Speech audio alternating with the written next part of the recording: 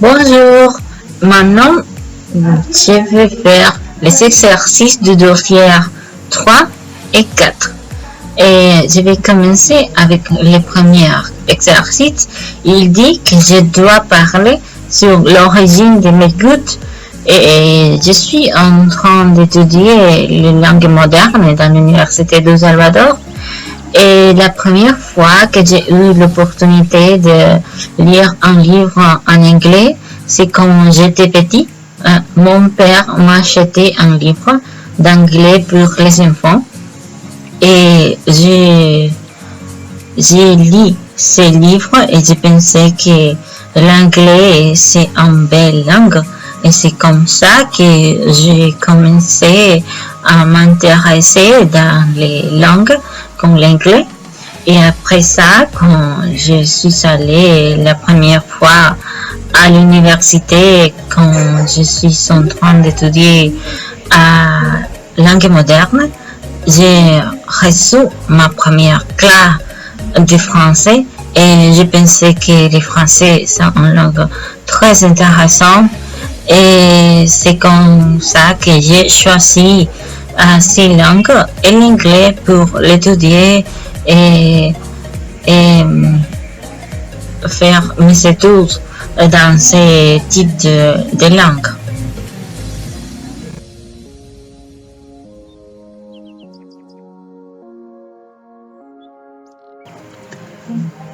Eh bien, exercice numéro 2, dossier numéro 3. Ah bien, qu'est-ce que je prends sur l'opinion de Thomas et Anissa? Oui, sont deux personnes très différentes. Mais oui, je connais dans ma ville quelques gens qui disent aussi que Thomas a une addiction pour lire, jusqu'à lire tous les jours. Mais aussi, je connais quelques personnes qui sont comme Anissa, qui préfèrent faire des activités comme regarder la télé et faire des sports et quelques autres choses. Mais oui, je connais quelques personnes qui disent que pour eux, c'est très difficile de faire la lecture. Mais oui, je pense que faire la lecture, c'est très important.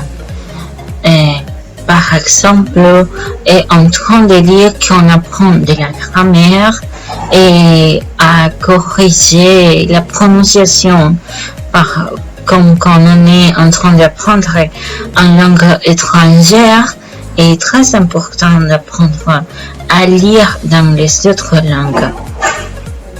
Et oui, je pense que lire est un bon exercice pour le cerveau.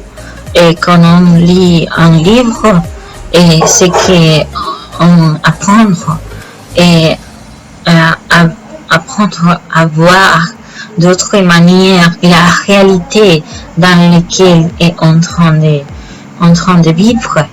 Par exemple, lire à quelques personnes comme Shakespeare, comme les romans de Le Petit Prince, ce sont activités qui ont besoin pour améliorer ses connaissances, pour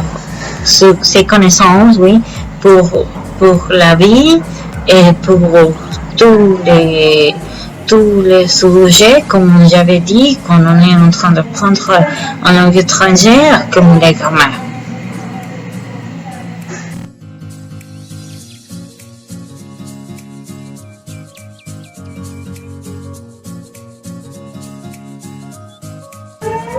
On va faire l'exercice numéro 3, dossier numéro 3.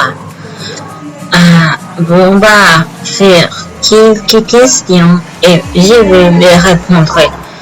Eh bien, la première question dit: que pensez-vous de cette initiative? Bien, je pense que cette type d'initiative d'apprendre la langue avec quelques personnes qui est née qui est né dans ce pays dans lequel on parle ces langues, c'est très intéressant parce que c'est la meilleure manière d'apprendre une langue avec une personne qui est née dans ce pays dans lequel on parle ces langues. En bas, la suivante question dit à laquelle aimeriez-vous participer et pourquoi? J'aimerais participer à cette activité dans le livre qui s'appelle les cafés langues parce que c'est une manière d'apprendre dans laquelle il y a une personne qui connaît la langue et la première fois on apprend de l'autre personne et l'autre personne apprendre des noms de ma langue et apprendre de ma langue. Et c'est une manière très intéressante d'apprendre. Et c'est pour ça que j'aimerais apprendre comme ça avec café langue. Et la suivante question dit des concepts semblants existent-ils dans votre pays? Dans la ville dans laquelle j'habite, ici dans Usulután, je ne connais aucun de ces types de lieux. Oui, c'est triste, mais je ne les connais ici. Et la suivante question dit chez vous, comment on peut apprendre ailleurs que dans sa famille ou dans le système scolaire? Oui, on apprendra ici les langues dans le système écolier. Oui, c'est comme ça ici. Et sa propre langue, on l'apprendra avec la famille. Oui. Eh bien, la suivante question dit quel savoir voudriez-vous acquérir dans un système d'autres de savoir et que donnerez-vous en échange? Personnellement, j'aimerais apprendre les japonais avec quelques autres personnes qui parlent le japonais. Et je leur dirais que pour apprendre ma langue, l'espagnol, c'est un bon type de parler avec quelques personnes qui ont né dans l'Amérique latine ou l'Espagne. Parce que il y a deux manières différentes de parler, et comme nous ici en Amérique latine et là dans l'Espagne. Eh bien, la dernière question dit vous sentez-vous capable de transmettre vos connaissances? Oui, bien sûr, je suis capable de transmettre ma langue maternelle, l'espagnol, pour toutes les personnes qui veulent me dire est-ce que vous pouvez me donner quelques conseils pour apprendre l'espagnol? Oui, bien sûr, je peux le faire.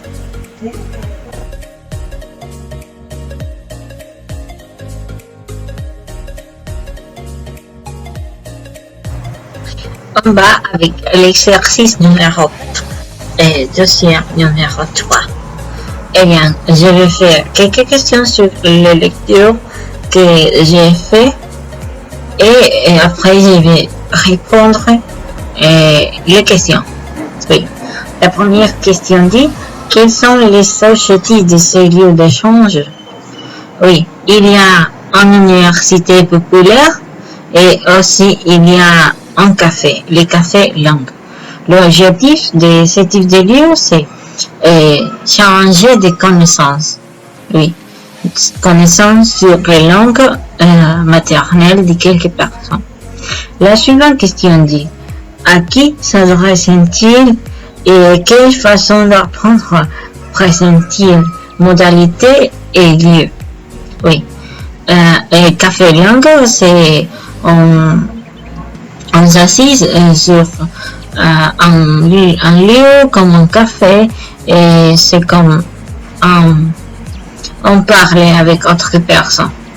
Et l'université, c'est comme un lieu un petit plus formel et aussi la manière les premiers lieux sur lesquels il parle, que c'est un lieu et qu'on connaît personne sur internet et on parle avec la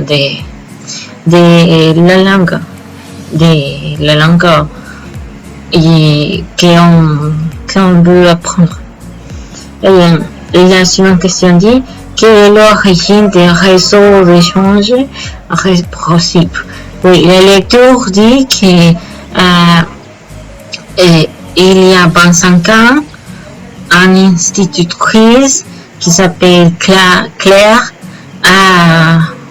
a eu cette idée de faire quelques lieux d'échange des connaissances. Et qu'apporte-t-il par information? Oui, et il change la vie de quelques personnes. Aussi, elle dit que c'est une manière d'apprendre de la culture et de quelques autres informations.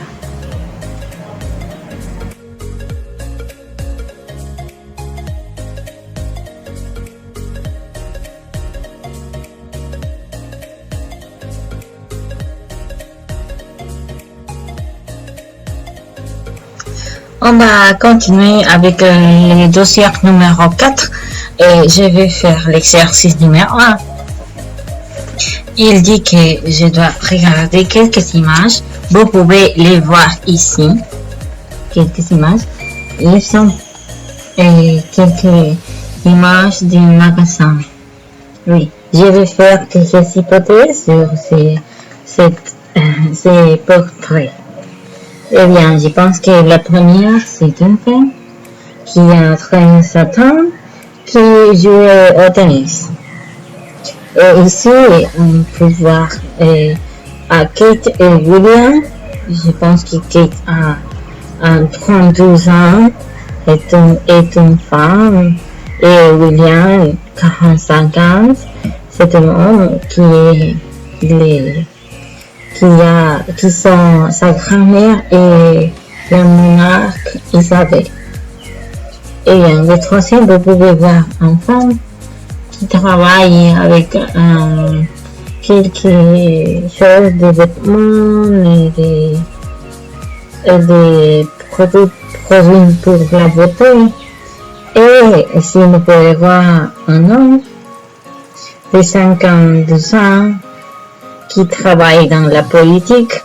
Et ici, vous pouvez voir cet homme qui est un homme qui travaille comme président de la République. Et quel de ces magasins j'aimerais lire? Oui, je pense que c'est les de Kate et William.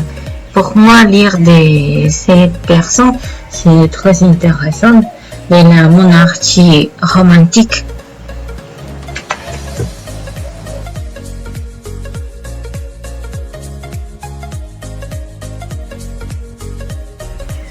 Bien, on va faire le deuxième exercice de l'unité de le dossier numéro 4. Et la question dit, pensez-vous que le presse de papier est amené à disparaître? Oui, et ça va disparaître dans quelques années parce que les médias et la technologie est très avancée et de plus en plus les personnes préfèrent de lire dans son téléphone et pas dans les magasins.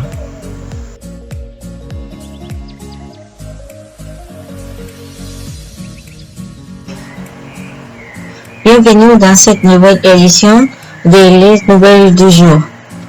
Déclaration du président Bukele. La suivante nouvelle c'est tué dans la rue. Et la suivante nouvelle c'est le vol du banc de vivienda. Et pour finir, le climat.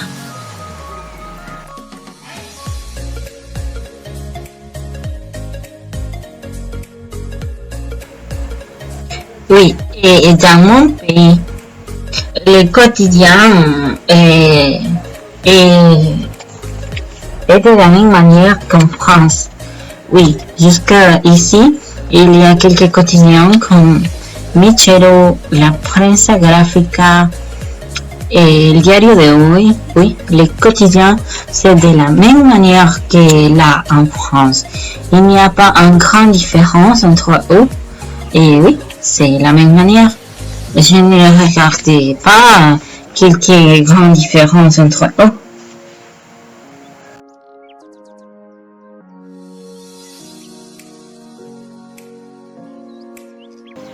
Selon la presse au Salvador, il y a un rumeur qui dit que l'ancien président de la République du Salvador, qui s'appelle Mauricio Funes, a volé une grande quantité de l'argent pour aller aux États-Unis et quelques autres pays.